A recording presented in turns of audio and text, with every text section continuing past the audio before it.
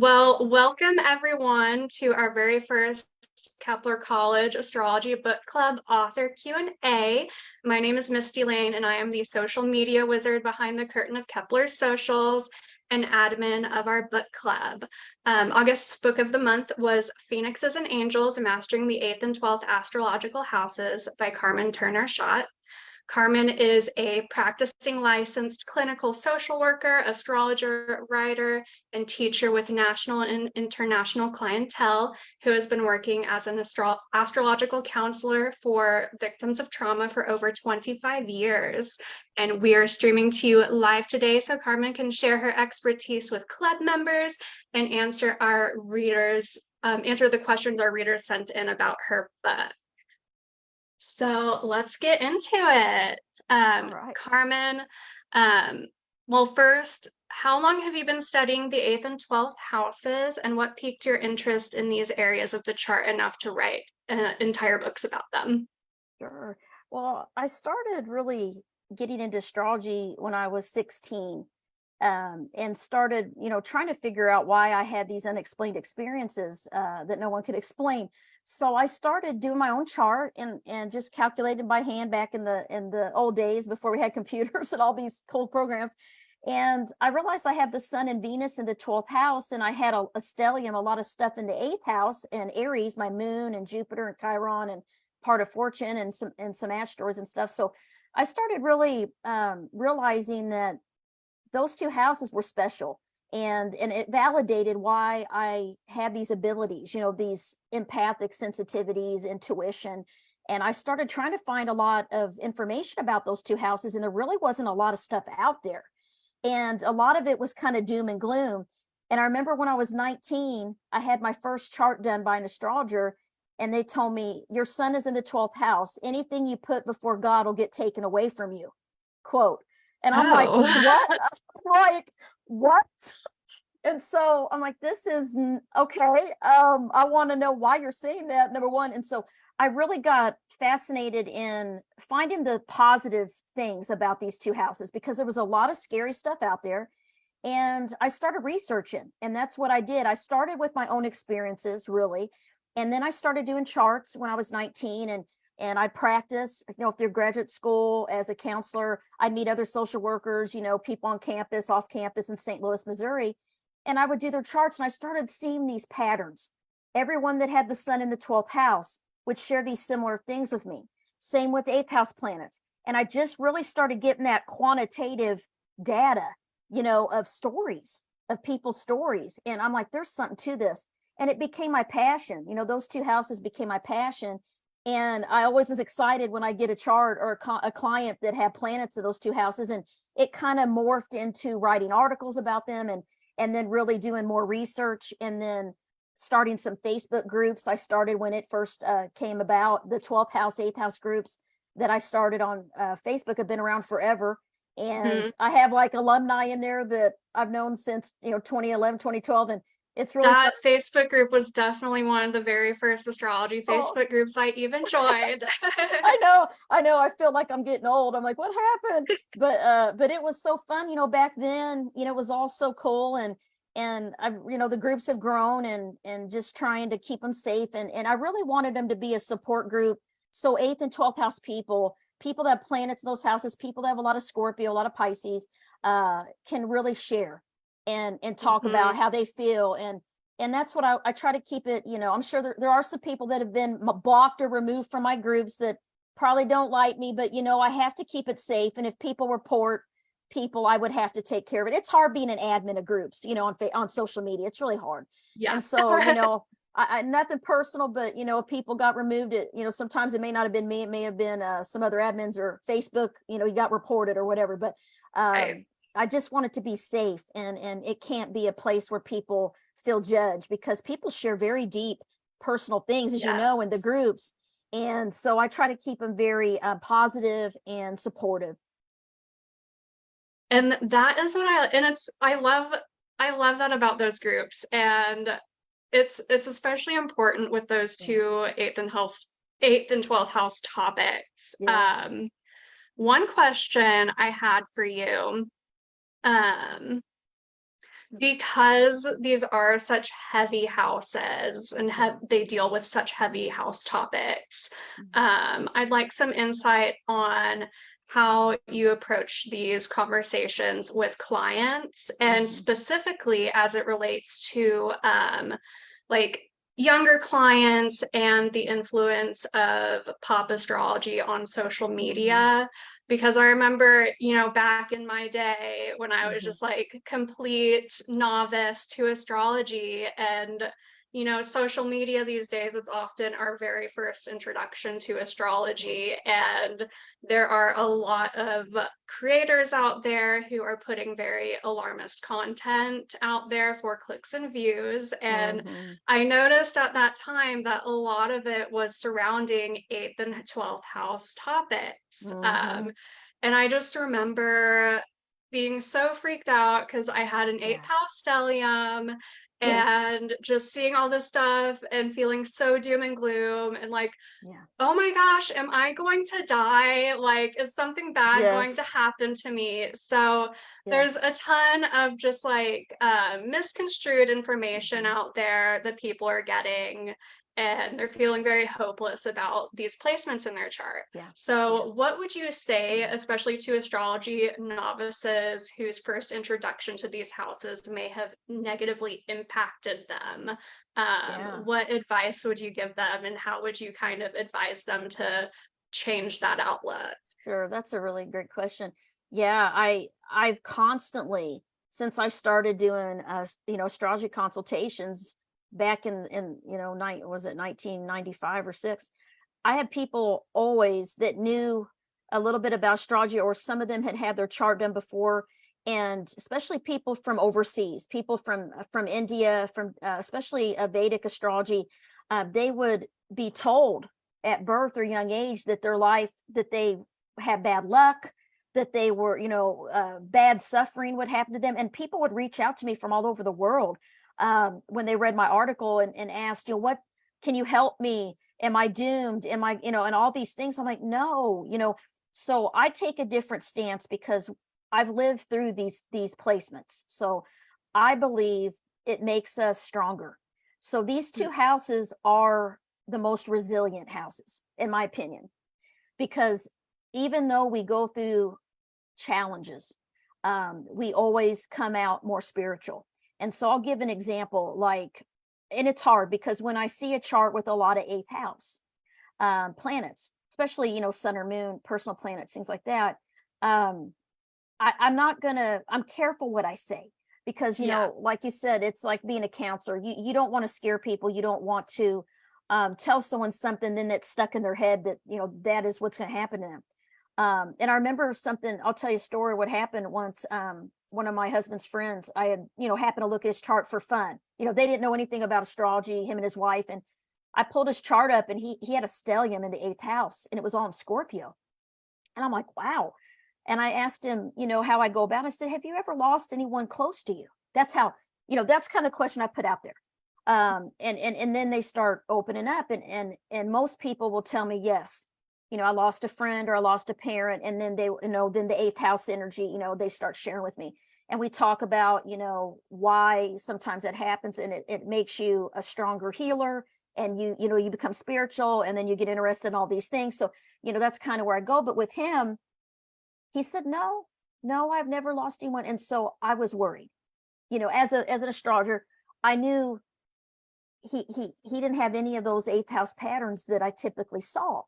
And that was the first time I'd ever saw a chart like that, with so much 8th house, had never lost a loved one. His grandparents were still alive and everything. Well, years later, his wife died unexpectedly at a young age. And he called me, and he remembers me, talking to him. And he ended up going through the 8th house energies in his life. So it can happen in your younger days. It can happen when you're older. And the thing is, everyone loses a loved one at some point. I mean, everyone does, life and death. But the thing that's different is 8th house people, it changes us because we have a connection with death. So even when we're young, we often wonder what it's like if we die. We worry about it, or we ask our parents, what happens when we die? Or, we have these questions, these deep questions about life and spirituality and the soul that most normal people don't think about. And most people Absolutely. don't, and they don't know how to answer. I mean, I remember being little and asking my mother things, and she didn't know what to say to me. And my daughter, you know, she has Pluto in the 8th house and some other Scorpio South Node and stuff. So I remember when she was like 3 or 4 years old, she looked at me in the bathtub and she said, "Where do I go when I die?" Just real, Oh, like yeah. little bitty child. And I'm like, oh my gosh, you're a Pluto in the, you know. And I said, well, you're a soul. And I explained it to her, you're a soul, and this is just your body. You know, you live on. And she said, okay, mama. You know, she asked me some stuff that she was really connected to that. And when I took her to her first funeral, she was like probably 6. And it was I think my grandfather's brother passed away, and I'll never forget, I was holding her and she wanted to go up to the casket, and I didn't want to take her up there. And she was determined. I said, okay. So I walk up there, and my grandpa was up there, and she said, what's wrong with him? And my grandfather said, he's just sleeping. And she looked at me, she says, mama, he is not just sleeping. It's like that's 8th house. Like you can't fool us. Like, we know the truth. When people lie to us, like, we see through the undercurrents. Right. So anything taboo or anything that sexuality, trauma, death, you know, rebirth, all these very intense psychology, you know, all these very intense things, taboo things, you know, we're drawn to, and we have an understanding of it. It's like it's a gift. I call it a spiritual gift that we have. And I see these houses as being very positive. I'm not going to, you know, lie and say you're not going to maybe have more challenges than someone that doesn't have 8th or 12th house planets, because we're meant to go through these things. And I believe we chose to come here at that time, place of birth, to go through certain experiences, because this is a school, and our soul, even though our conscious mind's like, there's no way I would choose this, right? And I have people tell me that, Carmen, why did I choose all these 12th house planets or 8th house planets? And I'm like, because you wanted to grow and learn, and you wanted to be spiritual.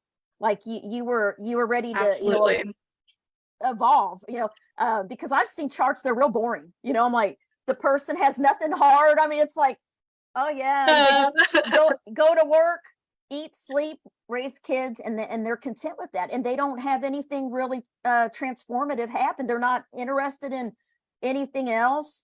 You know, maybe what happens after they die, they don't really, you know, really think about that stuff. I mean, they're, you know, it's so cool to meet people from all over the world, and everyone's chart is their unique personality. And, you know, and so I just work with where the client's at. And so if that's their thing, I'm like, okay, what do you have questions about? They may just want to know about work, career, their job. Who am I going to marry? But other people, like 8th and 12th houses, they're like, what's my destiny? You know, why is my soul here? You know, they have these very deep questions, you know. But I think I answered. So yeah, I think avoid, if you're new to astrology, I guess my advice, make sure I answer the question, is that avoid the doom and gloom, the doomsday stuff that's very negative. I mean, just this week, there was a couple of people trying to post in the group, and, you know, and I have to approve posts, and they were very negative about the 8th house. It was like a Vedic interpretation going down. I'm like, no, I deleted it, and I removed the person from the group because they just joined. I don't want that kind of negativity in my 8th and 12th house groups, because we have enough questions on our own. We don't need people putting negativity out into the it'll bring it down really quick. Oh yeah. Oh yeah. And you know, it's funny because in the 8th house group, I feel like it's quieter than the 12th house group. In the 8th house group, everyone's watching, you know, and that's an 8th house thing, observing, but no one's sharing or posting much. But when I posted recently about this 8th house research I'm doing on this paper I'm going to write, I got 120 emails. And everybody was like, boom, boom, I want to be a part. I want to share my stories. So I have all these people emailing me right now about the 5 8th house patterns that I see, and sharing their stories. Some of them have sent me recordings, and it just gave me chills, listen to people talk and share all of these in a positive way. Like my 5 questions are in a positive way. And I did the same with the 12th house group, but they were like, they're always sharing. Like, it's a little bit more active of a group, the 12th house group. than my eighth house, but I know my eighth house people are in there and they're just waiting for someone else to post, you know. Right. I mean, those 12th housers, they probably have more of an urge to merge. So I Yes. can definitely see that. Yes, yes, where it's the eighth housers are a little bit more private, a little bit more protective of them of their inner nature, and they don't want to be too vulnerable unless they really trust. So so I see that. And but no, don't get into the negativity of it. I do a lot of research on it. I'd read as many books as you can about it. And I mean, I got my books out there. All of my books I really wrote based on my own experiences and my clients that have shared with me. And so it's all from real life stories of real people. And That's that's important. that's why I like it, because when I was reading astrology books trying to figure out my 12th and 8th house, some of it didn't make sense at all. It was like it was too basic or vague, or it was negative. Some of it made sense, like you dream things, you're a vivid dreamer, some of it resonated, but a lot of it didn't resonate with me. And I really just kind of learned along the way about these two houses from doing charts and teaching and meeting people and hearing their stories. And so my books are real life stories. It's true experiences, good and bad, positive, positive and challenging. Everyone has strengths and weaknesses. And the thing about the eighth house and the 12th house is eighth house people are resilient because they're the phoenix. They rise from the ashes strong, and because there's a survival instinct that I've seen with eighth house people. I mean, they could be rock bottom for a while, but they rise back up, and they get mad, they get angry, they use that passion, that drive, to that Scorpio kind of energy, that, Hmm. and Pluto, right, that rules that house, to like, I'm not going to let anything get me down. I am stronger than this, right? There's And nowhere else to go but up when you reach rock bottom. that's right. And they've been there, and they've been through stuff. And it kind of reminds me, when I was going, I have a north node in Scorpio as well, so to me it's very much an eighth house journey with my nodes too, and then with all my plants there. And I remember I was going through a really, really rough time for about 2 years, and this is about 2018. I think it was 2018, 2019. It was really tough. And just a lot of stuff happened to me that I haven't wrote about or shared about. Someday I might, but lost a lot of people close to me, things like that. And so I was like, why is this happening? I remember I was walking with my headphones, and I was like kind of jogging, and I was just feeling really just heavy. You know how it is with that eighth house energy. Sometimes it can be a heavy energy, and you don't always know, you don't even have the words to express what you're feeling. No. And so you can be very introverted, or just don't, or the words don't even describe the emotions you feel, because you feel so deep, so deep. And I was just kind of asking, like, why God? Yeah, why am I going through this? And I heard, and just in my mind, I heard this voice: how else am I going to make you a Scorpio? I start cracking up, and I start like crying because I was laughing. And it was like, it just clicked. I'm like, of course. How else am I going to ever be a Scorpio North Node if I don't go through some hard times? And it's the same with the eighth house. We have to go, we want to help other people, and we want to heal others. So a lot of times eighth house people go into counseling and energy work and astrology and all these things because they want to help other people. And if you've walked in someone's shoes, that makes the best astrologers and the best counselors, because they've lived it. And so, Hmm. and that it's like anything, when you specialize in something. I mean, if you've never been through trauma and never felt traumatized in some way, or used or betrayed, or, those eighth house energies, it's going to be hard to fully understand someone else that's been through something like that. And so, I've always, believed that we're kind of wounded healers, I guess is what, we call it. But we survive. It's the most resilient place to have planets, is the eighth house. And the 12th house is resilient in a different kind of way. To me, I feel like it's like there's a belief and a faith in a higher power.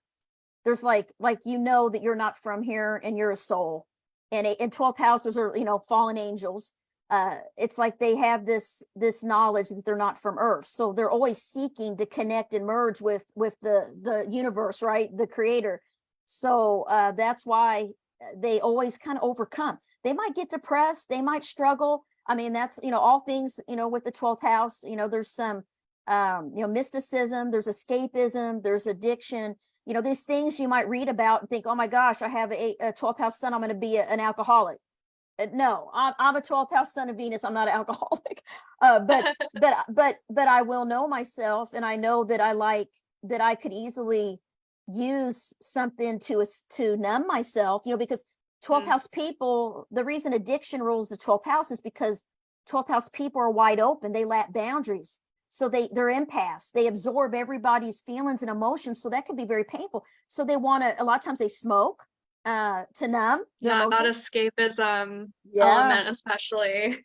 Yeah, smoking, food.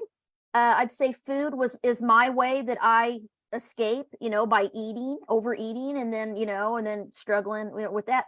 But some people use alcohol, some people use work, exercise, whatever you're doing to numb yourself and not deal or face your emotions is escapism. So, and can turn into an addiction. So it doesn't mean you're going to be an addict, but I've done some research on the 12th house, and a lot of them have either had a parent or a loved one that had addiction.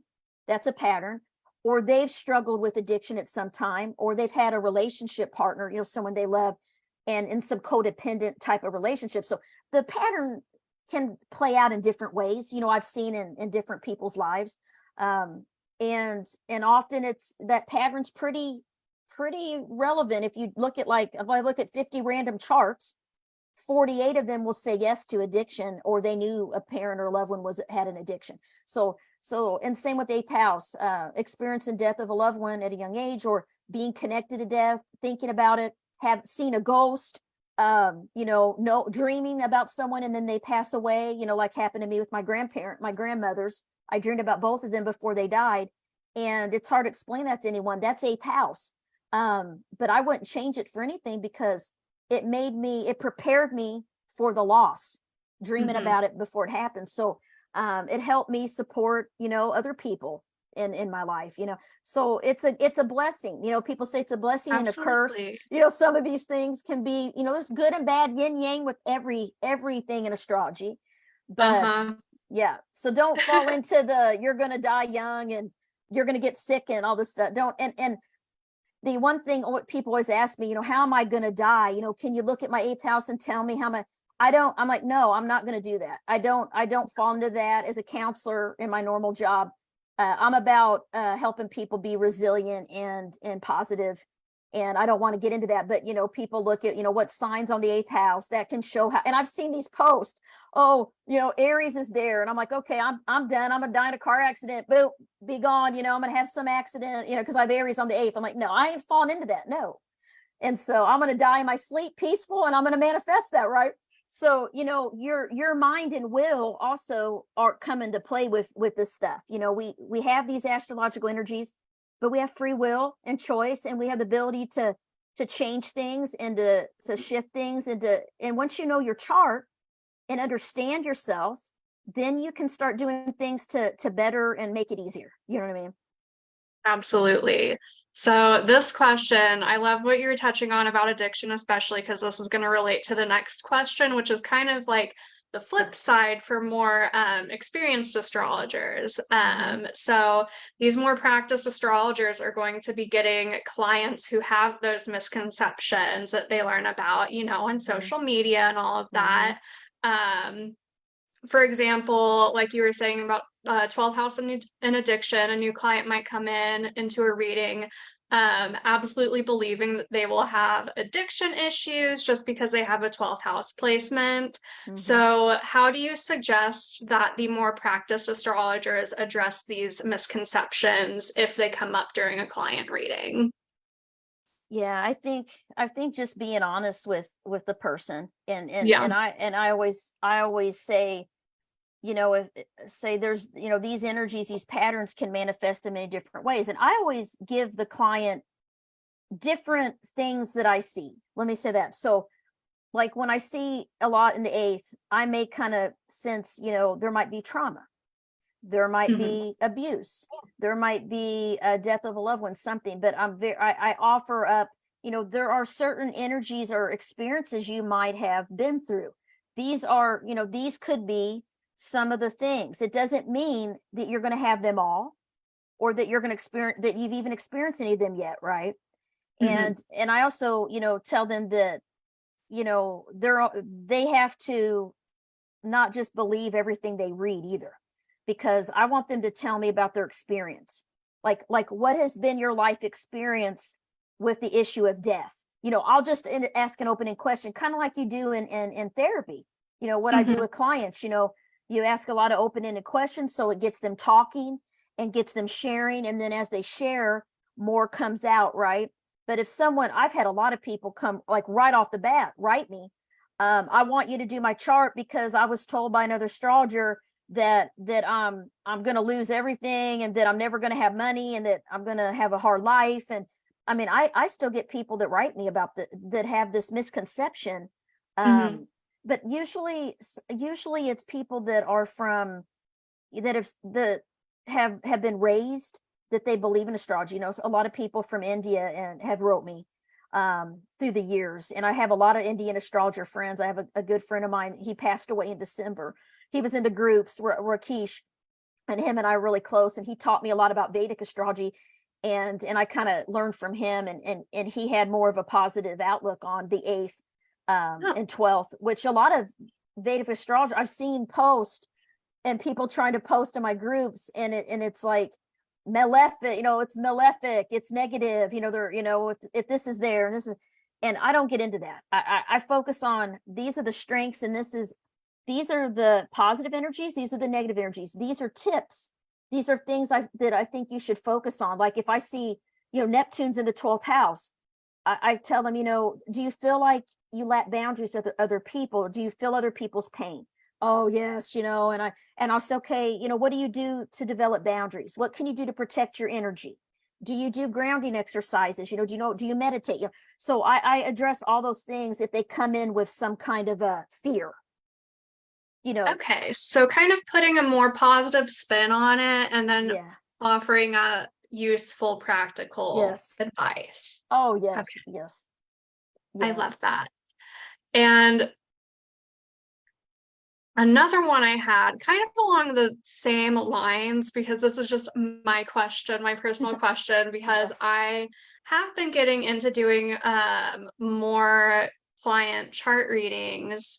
And sometimes I'll be doing them in very public oh spaces. yeah, yeah, So like a local coffee shop or a metaphysical fair, or sure, even like parties, like yeah, bachelorette parties. And oh yeah, so, especially in those very public spaces, I feel extremely uncomfortable yeah, addressing eighth oh and yeah, 12th house topics, because I'm like, oh, I don't want to ruin the vibe.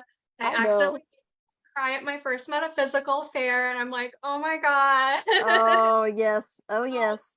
what's your advice, especially for those of us who might be doing it in more public settings?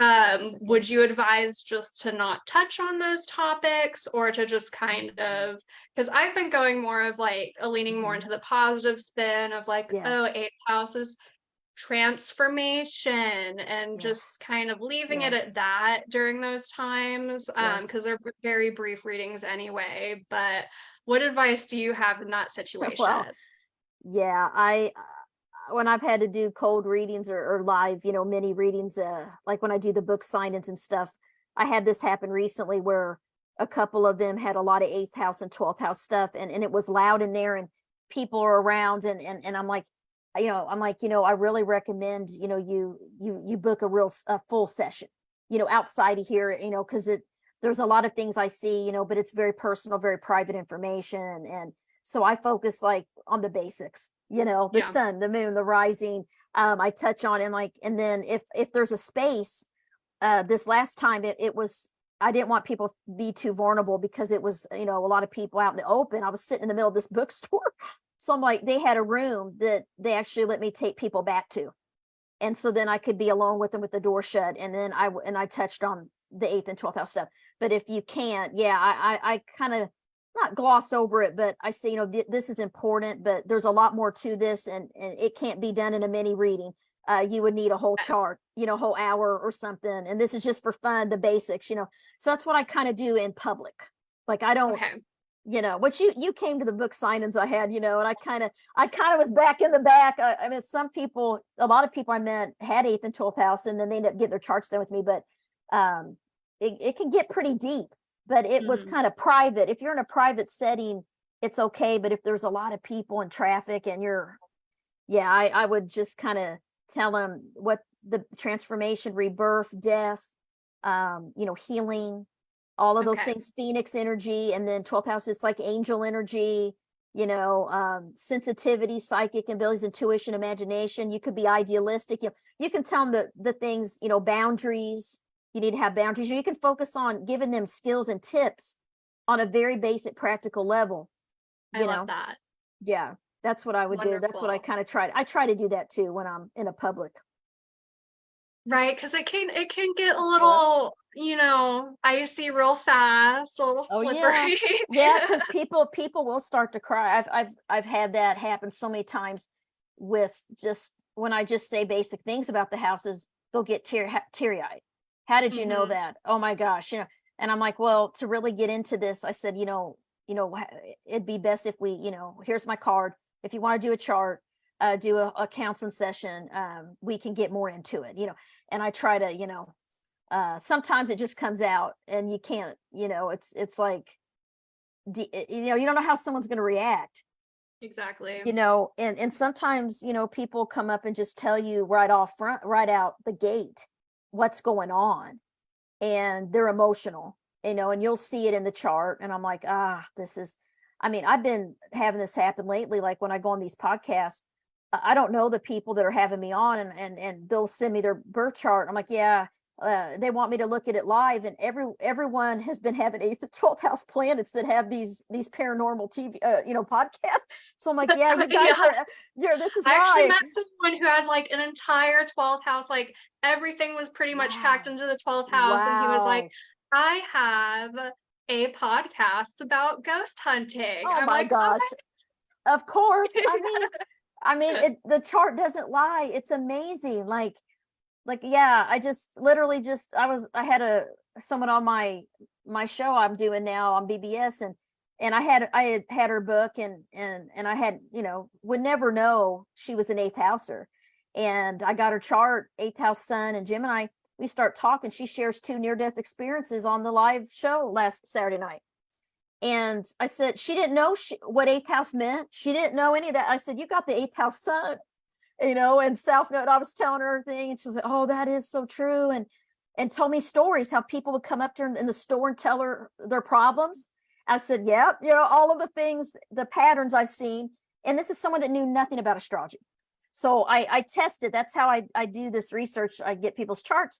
They share their experiences, and you start seeing there's these patterns that are strengths and abilities, and it's positive stuff, because in life, everyone's going to experience death at some point. Everyone's going to lose a loved one. Everyone's going to have a loss, or lose a job. Everyone's going to have different things happen. And so even if you don't have 8th and 12th house planets, this is another thing too, is that I try to include it a little bit in the book. Everyone's going to have transits through these houses at some time in your life. It may not be the same transits that, some people have, depend on your rising sign. You're going to have very similar transits of other people that share your rising sign, or, shifted a little bit. But, not everybody's going to live through a Uranus in the 8th house transit. I did. And it was tough, but I made it. And it left my 8th house, I think, like a year ago. I don't know. It was in there a long time. And it was a lot of stuff happened in my life, but it all was for a reason, because it helped me become stronger and have a thicker skin, and and be more blunt and say what I'm thinking and feeling, instead of hiding and repressing what I feel. I'm more open about, no, I'm just going to let it out. My Aries, it awakened all my Aries planets when Uranus went through my 8th house, because I had never really expressed all that Aries. I would hide that Aries. I was much more all my Virgo, right? My 12th house stuff. And I start feeling this Aries stuff come up, right? And all these things. And now I'm like, I feel like I'm always losing my temper. I'm reacting or I'm impatient, like all my Aries moon is like open. It awakened all of the eighth house Aries that I had hid. And it's not a bad thing. It triggered it to open up. I don't know how other way to say it. I love that. And I did want to touch on transits. I love that you did yeah. touch on transits in the Yeah. book. One question that I had for you, with especially right now with all of these retrogrades we're currently facing, Oh yeah. like Oh Mercury my. just went retrograde, Mhm. Venus is about to come out of retrograde, Yeah. and several others are going on. Oh yeah. Oh yeah. But with all these planets going retrograde, what might an individual expect out of a retrograde planet like Mercury or Venus, Mhm. transiting either of these Well, houses? that's good to know. Yeah, it's, oh man, I've been really feeling it, because astrology is energy. And so, the energies, when these retrogrades are going on, it's going to make you turn inward.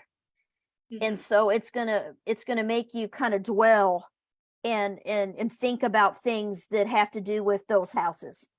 And so if Mercury is there in the eighth house, retrograde, it can you can be very, I find that it makes you start thinking about past trauma, thinking about past betrayals, past deep, emotions. And you may not even know how to express them, but you're going to be thinking about them, right? Maybe thinking about those you loved, those you lost, right? And that happens to me, whenever I have a planet transit that eighth house. I'll think about people that I lost, that aren't here anymore. You just memories, kind of bringing up those memories. So Mercury can make you feel very deep, in your mind. And when it's retrograde, it's hard to express and communicate, because it's blocked. In a way, it's blocked. It's not flowing, energy wise, flowing right. So it's all turned inward. So you might feel a little bit down and sad and irritable and, just not know what to say or do or how to express what you're feeling. And it's real deep. Good thing is, Mhm. Mercury doesn't stay there that long, now, and Venus as well. Now, if you've got like Uranus or Pluto, Saturn, it's going to be a little while. Neptune, well, those are like, they can be kind of hard because they last for so many years. Yeah. And it's like those are definitely karmic transits that are meant to happen to us to get us to where our soul mission is. That's my theory, is like certain transits are meant to trigger and get you in your north node, which is your soul mission. So, but like if Venus is there, same thing, wanting to connect deeply with someone, maybe having a hard time expressing your love and feelings, also thinking about past love, past hurt, past relationships. And I find that when planets transit the 8th or 12th, they also can bring people back from the past. When Venus transits those, like old love, old flames will come back into your life or contact you, or you'll dream about them. That happened to me when Venus went retrograde, which it's going to end on the 3rd. But right before a planet goes direct, though, sometimes something happens. Somebody shows Okay. up. That happens a lot. Right when it goes retrograde and when it goes direct, right around the time, that's when these things happen. And that's what I've seen. And it's kind of like when a planet gets ready to go into the 8th house or any house transit, that's often when a life event will happen, right before it goes in and right when it leaves. I noticed that a lot with these major transits through these different houses, like the 4th, the 8th, and 12th, especially. Um, and it's important, but these retrogrades are making us feel intense because it's like, I don't know how to explain it. It's like, when like a soda bottle that, all the carbonation, and it's like there's nowhere for it to go. And so you just feel like your body is holding on to all this stuff. I mean, people have been telling me they feel like electricity, they feel bloated, they feel so like water retention. Like people tell me they took their socks off and they have like a line, like where, because we also have the full moon in Pisces, which is water, the full moon rules, the ocean's tides. Of course, it affects our physical That body. is so interesting. Yeah. And I find that also the moon rules menstruation and female reproductive. So a lot of people have been telling me they've been having issues, with female stuff, or, and feeling crampy, achy, like they're PMSing, even though they may not be, all these things. But that yesterday was pretty powerful because of that full moon in Pisces, which we're still in.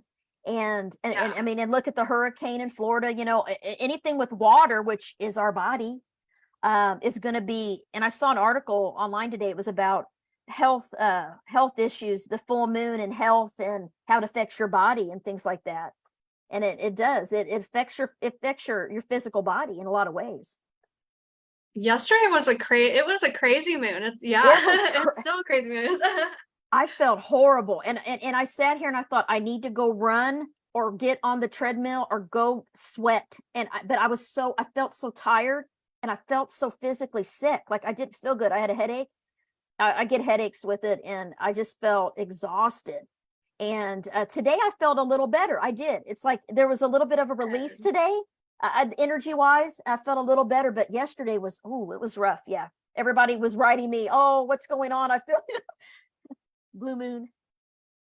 It was, and just the way it lit up, it was definitely that big, like Pisces, Yes. just like a little like screen over everything, like a little spotlight. Yes. It's sensitivity, that heightened awareness of soul issues and just feelings, emotions, just right on the surface, kind of bring in a rawness up. A friend of mine wrote and said, I've been in tears all day. What is wrong with me? I never cry. I said, well, it's a full moon in Pisces, man. Like, and dreams, usually when there's a Pisces moon anyway, I dream very deeply and vividly, because the 12th house rules dreams and Pisces. And so this full moon, pay attention to your dreams you're having this week, because they're going to be very telling. And I've been writing them down. I've been having a lot of them. Yep. So they're important right now to really pay attention to what you're dreaming and things like that. Perfect. And I think we have one last question. Let's touch on synastry. You mentioned in your book that experiencing synastry in the 8th house is very it's a blessing and very transformational. So when someone experiences synastry in these houses, it has its blessings and challenges. What advice would you have for someone who is experiencing 8th or 12th house synastry with another person in their life? Oh, wow. Yeah, this has happened to me a lot in my life, and it just happened recently. Just clicked with someone, virtually, and I knew there was something in the charts, because it was like I knew them, and it was like instant. That's how you typically know, like in my opinion, if there's 8th or 12th house synastry, because there's like an awareness, like your soul knows each other, like you feel very comfortable naturally. So there's a very strong attraction and energy and common kind of something similar. You'll think, oh man, there's something about them, right? And then when I did the charts, I was laughing because like their stuff falls in my 8th house, and my stuff falls on their 8th house, and and some stuff in the 12th there, and I'm like, yep, that's what it is. And what I've learned from this, though, in the past, I've learned that when planets are in synastry in the 12th, if someone's stuff falls in your 12th house, or your stuff let's talk about that first. Okay. Sometimes what I learned is that you just feel like it's a soulmate. You feel like that remembrance, you click, you kind of jump in to friendship or romance. I mean, it doesn't matter what it is, or coworker, like you attach quickly. The problem is you got to have some boundaries and be a little bit more cautious, because 12th house, it's all about karma. So the reason we feel these connections and these feelings when we have 8th house synastry, when you talk about karma, it's not always easy. Okay. It doesn't mean it can't work, but there's going to be issues. So someone I had 12th house synastry with was like, just clicks. I mean, so much in common. This was years ago, became very good friends very quickly through work. And, but I always felt like there was something secretive going on. Like, because, you know, the 12th house, when you have someone's stuff fall in there on your 12th house, the 12th house, the person, okay, the relationship person that doesn't, you know, if their stuff's on your 12th house, you may feel uncomfortable at some point with them because you're going to feel like they're bringing up your issues. So when you first meet them, it's like heaven and soulmate. Oh my God, we're so much alike. Like, it's like this awesome thing and you connect really quickly. But the longer you're in a relationship or with them, you start realizing they're a mirror for you. Like, they're holding up a mirror for all your issues. And then you start feeling a little bit uncomfortable with them, or you might start bickering or arguing or feel like they're critical of you, but they don't know they're doing it. It's just their energy is affecting you that way because it's messing with your 12th house secrets and your hidden parts of yourself and your subconscious, your the things you don't readily realize about yourself. They're going to expose it. So if you think of that, that's very deep and very psychological. So you got to be wanting that, number one, to grow and be okay with someone really making you feel vulnerable and exposed. And also, you might feel like they bring out all your secrets. Like, you start telling them everything that you've never told anyone else before, which can be cool, but you just got to be careful not to, you know, go in blind, like rose-colored glasses, too idealistic and like, this is the perfect person, because they're meant to challenge you. They're meant to awaken you. If your planets fall on someone else's 12th house, you will be the one awakening them. They will maybe feel uncomfortable with you, and you'll be like, why are they like pushing me away now? You know, so I find that happens with that. And then also a very deep bond. I mean, the positive thing about it is there's like a spiritual bond. There is, Right. with the 12th house synastry. Now, 8th house synastry, I feel, is really deep. Like, when someone's sun or moon, I'll give an example. I've only met a couple people in my life who were Aries, and I never understood why. These two people, it was like so intense, and I never felt that way with most people. It was like, you can't even explain it. And when I did the synastry chart, their sun, their Aries sun, and a bunch of planets were all on my 8th house planets, sitting on my moon in Aries, all my Jupiter, my Chiron, right? And just right there. yes, and you'll have this chemistry, this chemistry that you don't have normally in life. And that's 8th house, this, you know, intimacy, this passion, this connection. And it's very intimate, very physical, very deep and emotional. It can also, you know, that Scorpio energy, it can also be jealousy, possession. You know, all of these things can come out as long as you're aware, hey, listen, we got 8th house synastry. We need to make sure and what I give people tips, make sure that you're talking about everything you're feeling with this person and be honest. Don't hide things from each other. Because as long as you go into that, you can have I mean, you're going to want to have relationships with these people because they're going to touch our soul, right? When you have synastry in the 8th and 12th, but just make sure to be very, very cautious and about hiding things. Be very upfront and communicate and be very honest and transparent. And as long as you know to do that in the relationship, yes, you can have relationships, you know, that have 12th and 8th house synastry, but I won't say that they're not going to come with some challenges, because you know why? They make you grow. They force you to grow. And if you don't want to grow and you don't want to awaken, it's going to be uncomfortable, because they're going to make you feel all these things you haven't felt, or you've never felt before, or things you didn't want to feel again. And you're scared. Maybe you're afraid of being hurt. Maybe you're afraid of being wounded. So they're going to bring up these things, right? But there's going to be a strong connection and chemistry and soul connection. And I've had that and where I even had memories, like I'll know instantly, okay, they were my brother, I was married to them, or you'll just Mhm. know. And then when I do the synastry, yep, a lot of 8th and 12th house synastry. It's just like a science. It really is. It's energy. It's amazing. And yeah, I've definitely noticed those themes with people I've had eighth and 12th house synastry with, especially like even my parents. I have Sagittarius on my 12th house, and my parents are very heavy on the Sagittarius Oh wow. energy, and they named me Misty. And Oh I'm yeah. like, as I was learning astrology, I'm like, That is so cool. That's so cool. Yeah, it's so neat when you start seeing these things, and I'll know, like now I can feel people's energy. So if I don't have a chart, I can still feel or sense if someone has 8th or 12th house. And I know if I have synastry with someone pretty quick. And I've had this happen with people this year. It's been really cool. Like we instantly click, and I'm like, and they're like, oh, I got to have you back on the show, or I want to do this with you or that. And I'm like, let me look at our charts.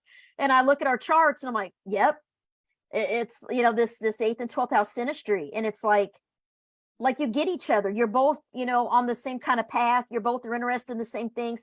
And so it is cool. And I always say that 8th and 12th house people attract each other. So they're very attracted to each other, and they can have both 8th house planets, but sometimes people that just have 8th house are very drawn to 12th house people. And people that just have 12th house are very drawn to people that have a lot of 8th house. And so I find that they tend to get in relationships with each other,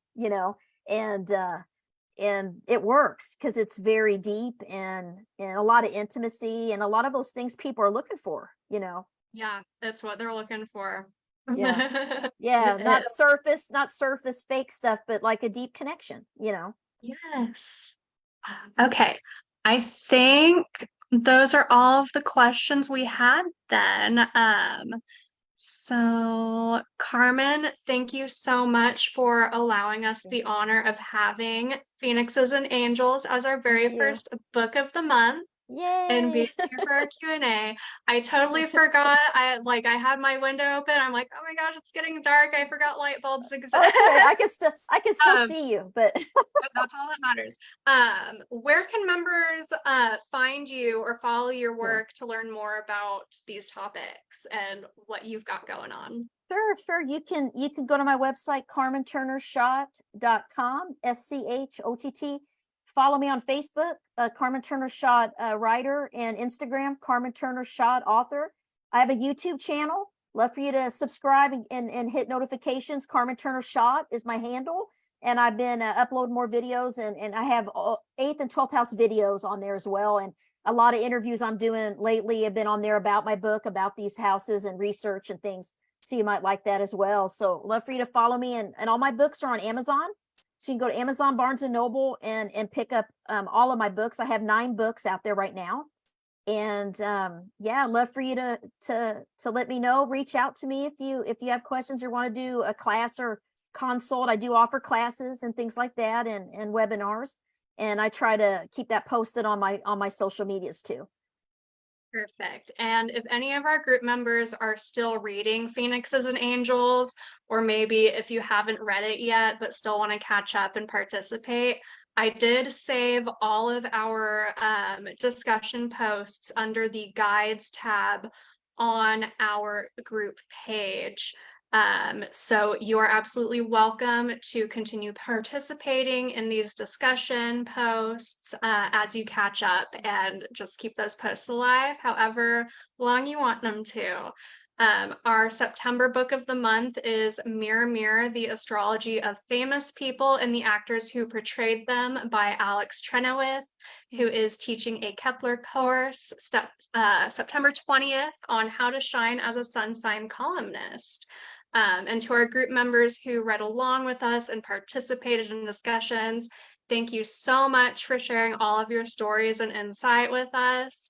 And I am looking forward to our September read, and keep an eye out for our next Q&A announcement towards the end of the month. And I hope everyone has a wonderful night.